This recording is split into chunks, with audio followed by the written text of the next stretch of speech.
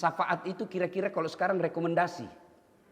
Kalau rekomendasi dari Kapolda, teken, insya Allah urusan gampang selesai. Rekomendasi. Lalu Nabi berkata, tidak semua dapat syafaatku. Tidak. Kalau kau mau mendapat syafaatku waktu itu, di mana tidak ada lagi pertolongan kecuali datangnya dari Allah, dan saya adalah pembawa syafaat, ada dua syaratnya. Satu, kata Nabi, aqimis salah, dirikan sholat. Saudara-saudaraku para jamaah sholat Jumat yang saya hormati, jangan kau berharap mendapat syafaat dari Rasulullah kalau kau tidak pernah sholat dalam 5 waktu. Apalagi sholatmu cuma hari Jumat. Itu pun paling terlambat datang, paling cepat pulang. Orang khutbah kau main WhatsApp, mau dapat syafaat, kau kira ada orang dalam urus kok? Ma'asyiral muslimin, sidang jamaah sholat Jumat yang insya Allah dimuliakan dan dirahmati oleh Allah Subhanahu wa taala. Rasulullah sallallahu alaihi wasallam pernah menjelaskan dalam hadisnya, di akhirat kelak ketika seluruh manusia dikumpulkan di satu tempat yang bernama padang mahsyar, yang menurut hadis matahari seolah-olah panasnya tinggal 1 jengkal dari kepala. Dan pada saat itu dari Adam sampai kiamat, berapa triliun manusia berkumpul di satu tempat. Pada saat itu hampir seluruh manusia gelisah. Kenapa mereka gelisah? Karena mereka ingin tahu status hukumnya. Saya ini masuk surga atau masuk neraka, sementara pengadilan belum juga dimulai. Samalah kalau kita dinyatakan tersangka oleh polisi, tentu kita mau cepat adili saya. Kalau saya salah berapa tahun, kalau saya tidak salah nyatakan saya tidak salah. Di padang mahsyar juga kita gelisah karena pengadilan belum dimulai. Lama. Lalu datanglah sekelompok manusia menghadap kepada Nabi Adam. Ya Adam, engkau adalah nabi, engkau adalah kakek, engkau adalah bapak para kami semua. Tolong menghadap kepada Allah, berdoa supaya segera dibuka pengadilan. Mendengar ini Nabi Adam berkata, saya malu ketemu Allah hari ini. Kenapa? Saya pernah makan buah khuldi. Saya pernah makan barang haram sekali seumur hidup saya. Saya malu ketemu Allah. Di mana mukaku mau kusimpan? Saya malu ketemu Allah. Allahu Akbar. Nabi Adam sekali makan barang haram, malu ketemu Allah di akhirat kelak. Di mana kita yang tiada hari tanpa makan barang haram? Di mana kita yang tiap hari masuk aja dalam perut kita uang-uang haram, penghasilan haram? Auzubillah min zalik. Adam alaihissalam sekali makan barang haram, malu ketemu Allah di akhirat kelak. Saya kadangkala sedih sambil ketawa. Di mana anggota DPR yang tiada hari tanpa bohong? Di mana para calon-calon pejabat yang hari-harinya bohong aja kerjanya? Auzubillah min zalik. Di mana kita yang tiada hari tanpa bohong kepada istri? Kepada istri aja kita bohong, apalagi kepada orang lain. Mereka yang suka bohong, malu kalian nanti menghadap kepada Allah. Di mana muka kita disimpan? Lalu datanglah, kata Ibrahim, kau cobalah datang kepada Nabi Nuh. Minta berdoa kepada Allah, mudah-mudahan dia mau berdoa. Datang lagi sekelompok manusia ini. Ya Nuh, engkau adalah Nabi dan Rasul. Tolong menghadap kepada Allah. Berdoa supaya segera dibuka pengadilan. Apa kata Nabi Nuh? Saya juga malu menghadap kepada Allah. Saya pernah diutus la ilaha illallah. Tiada Tuhan selain Allah. Jangan sembah kecuali Allah. Justru anakku melawan saya. Saya malu ketemu Allah. Saya punya anak melawan saya. Nuh alaihissalam. Satu anaknya membangkang, malu ketemu Allah. Gimana kita yang 4 anak tidak ada yang sholat? Gimana kita yang sudah punya anak gadis yang balik 2 tidak ada yang pakai kudung? Di mana nanti tanggung jawabnya di hadapan Allah Subhanahu wa taala? Lalu Nabi Nuh berkata, kau coba datang kepada Nabi Isa alaihissalam. Siapa tahu Isa mau berdoa. Datang lagi, ya Isa, engkau adalah pengajar cinta kasih. Tolong menghadap kepada Allah supaya segera dibuka pengadilan. Apa kata Nabi Isa? Saya juga malu menghadap kepada Allah. Kenapa? Saya pernah diutus la ilaha illallah. Jangan sembah kecuali Allah. Isa Rasulullah. Justru umatku dijadikan saya Tuhan, disembah-sembahnya. Saya malu menghadap kepada Allah.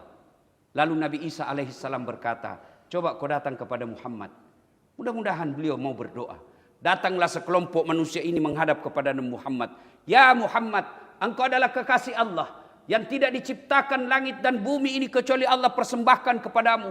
Tolong kami semua kasihan. Kau datang menghadap kepada Allah. Berdoa supaya segera dibuka pengadilan. Mendengar ini, nabi-nabi seniornya tadi angkat tangan. Nabi Muhammad SAW tersenyum dan berkata, tenang sedulur-sedulur sekalian, tenang saudara-saudaraku, hari ini Allah kasih saya mukjizatku. Selain Al-Quran mukjizat saya, selain saya dilindungi oleh awan mukjizat saya, selain tanganku bisa mengeluarkan air ketika susah air adalah mukjizat saya. Hari ini tersisa mukjizatku satu. Apa? Allah kabulkan doaku di tempat ini. Di mana malaikat tidak ada didengar doanya, para nabi dan rasul tidak ada didengar doanya, Allah dengarkan doaku hari ini. Tenang, kau duduk di situ. Kalau bahasa kita, duduk di situ. Saya menghadap kepada Allah. Datanglah Nabi Muhammad SAW menghadap kepada Allah. Ya Allah, kami sadar banyak dosa dan kesalahan. Kami sadar banyak maksiat, tapi Engkau Maha Pengasih dan Maha Penyayang. Tolong ya Allah, bukalah pengadilan. Mendengar ini kedengaran suara dari arsy Allah. Ya Muhammad, kau bangkit dari sujudmu, aku kabulkan doamu. Lalu Allah perintahkan kepada malaikat, malaikat segera bentuk panitia, mulai pengadilan dimulai. Dimulailah pengadilan. Panggil satu demi satu. Siapa dulu Nabi panggil? Umatnya Rasulullah Muhammad SAW. Bayangkan kalau kita ngantri Pak, kita urutan ke-25 sebagai Nabi dan umatnya Rasulullah, kita urutan ke-25 secara alfabet. Tapi karena cintanya Allah kepada Rasulullah Muhammad SAW, siapa dulu diadili? Bukan umatnya Nabi Adam, bukan umatnya Nabi Ibrahim, bukan umatnya Nabi Idris. Siapa dulu? Umatnya dulu Muhammad SAW. Mulailah kita dipanggil satu demi satu. Dan pada saat menunggu giliran untuk dipanggil, semua barang-barang yang pernah kita ambil secara tidak halal, mesin ketik di kantor, meja di kantor, kertas di kantor, gorden di kantor, AC di kantor, kau bawa pulang, itu nanti suruh pikul semua. Suruh pikul. Sambil menunggu pengadilan. Pada saat Nabi menceritakan ini, sahabat lalu bertanya, ya Rasulullah, luar biasa syafaatmu waktu itu. Syafaat itu kira-kira kalau sekarang rekomendasi. Kalau rekomendasi dari Kapolda, teken, insya Allah urusan gampang selesai. Rekomendasi. Lalu Nabi berkata, tidak semua dapat syafaatku. Tidak. Kalau kau mau mendapat syafaatku waktu itu, di mana tidak ada lagi pertolongan kecuali datangnya dari Allah, dan saya adalah pembawa syafaat, ada dua syaratnya. Satu, kata Nabi, aqimis salat, dirikan salat. Saudara-saudaraku para jamaah salat Jumat yang saya hormati, jangan kau berharap mendapat syafaat dari Rasulullah kalau kau tidak pernah salat dalam 5 waktu. Apalagi salatmu cuma hari Jumat. Itu pun paling terlambat datang, paling cepat pulang. Orang khutbah kau main WhatsApp, mau dapat syafaat, kau kira ada orang dalam urus kok. Dan coba lihat Pak, orang yang selalu terlambat itu, dia juga minggu lalu, dia juga minggu akan datang, dan begitu terus. Coba lihat mukanya Pak. Dan selalu dekat pintu, tempatnya tidak mau masuk. Itu sudah tanda-tanda kau jauh dari hidayah Allah. Tidakkah Nabi katakan kau datang lebih awal, kau duduk di depan. Tidak ada larangan dari Pak Jenderal, tidak boleh. Kalau bukan kombes tidak boleh baris depan. Tidak. Tapi setan berhasil menggodamu. Di luar saja, di luar. Masih bisa kau merokok-rokok. Sebentar kau masuk. Dan itu begitu terus. Dosa bertumpuk. Sementara sholatmu tidak pernah. Apa yang kau bawa menghadap kepada Allah? Saudaraku sebagai polisi, kalau kau tidak disenang sama Kapoldamu, ada harapan. Apa harapan? Kita tunggu Kapolda mutasi.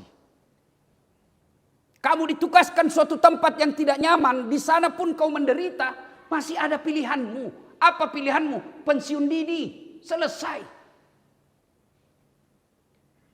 Menderita di dunia masih ada pilihan.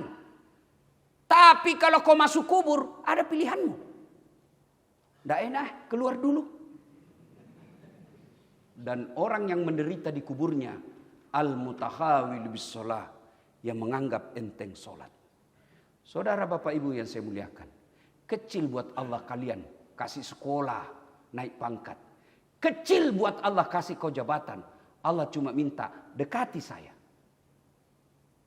Seorang jenderal apabila memanggil ajudannya, ajudan, itu ajudan Pak, biar duduk langsung berdiri. Siap, perintah. Ada enggak kira-kira ajudan dipanggil? Ajudan, tunggu dulu jenderal. Ajudan sih, bapak enggak lihat saya sibuk. Wah, saya kira enggak ada ajudan yang berani seperti itu. Padahal Kapolda, Wakapolda ada pensiunnya, ada mutasinya. Tapi begitu takutnya anggota polisi kepada komandannya. Padahal bukan komandan inilah yang memberikan kita masa depan yang lebih pasti. Allah Subhanahu wa ta'ala. Lalu kenapa ketika Allah yang memanggilmu, hayya 'alas shalah, sini kau salat. Apa kata kita? Tunggu, lagi meeting. Jenderalmu aja enggak berani kau suruh tunggu. Masa Allah kau suruh tunggu? Hayya 'alal falah, sini kamu, saya kasih kau kemenangan. Itu hayya 'alal falah. Artinya, Pak polisi, sini kau, saya kasih sekolah kau. Sini kau, saya kasih kau pangkat. Mari kamu, saya kasih kau kejayaan. Mari kau, saya kasih kau kemenangan. Tapi apa kata kita? Tunggu. Pantas. 15 tahun kau jadi polisi. Tetap jadi menghamba kepada sesamamu manusia. Kecil buat Allah. Memperbaiki hidupmu. Allah cuma minta, sini, saya perbaiki sholatmu. Seorang jenderal, kalau ajudannya baik, biasa dikasih promosi yang baik. Tapi kalau dia pembangkang, hidupmu akan susah. Begitu juga Allah. Kamu tidak pernah sujud. Datang hari Jumat saja. Paling terlambat datang. Paling cepat pulang. Tidak sempat berdoa. Langsung balik kanan. Pergi. Mati mendadak. Apa bekalmu menghadap kepada Allah? Saudaraku, solat adalah kunci segala kebaikanmu. Kalau kau tidak solat, tidak ada kunci kebaikanmu. Kalau kau tidak puasa, masih kau Islam. Kau tidak bayar zakat, masih Islam.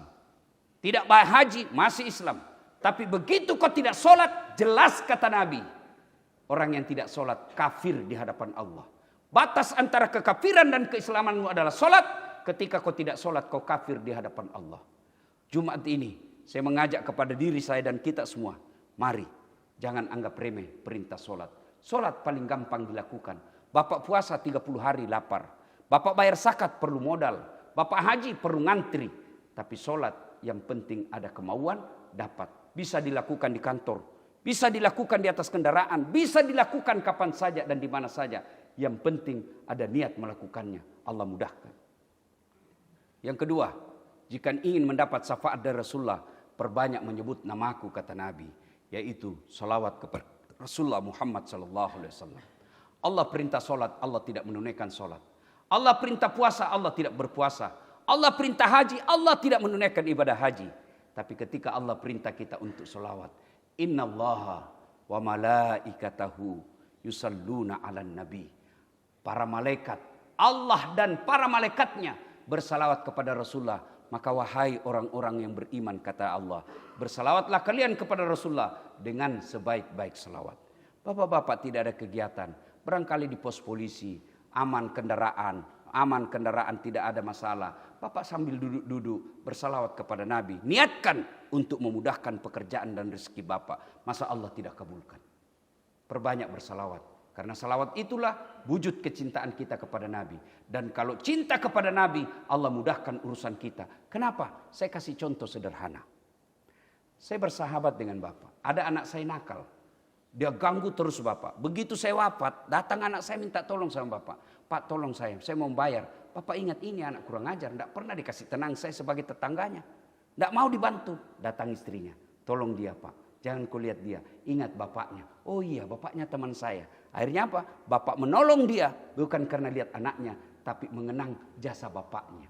Kalau Allah lihat dosa-dosa kita, rasanya susah Allah kabulkan. Tapi karena kita menyebut nama orang yang dicintai Allah, akhirnya Allah mengabulkan doa-doa kita. Semoga ada manfaat. Lebih dan kurangnya mohon dimaafkan. Barakallahu li wa lakum wa iza'izil mu'minin. Innahu huwal ghafurur rahim.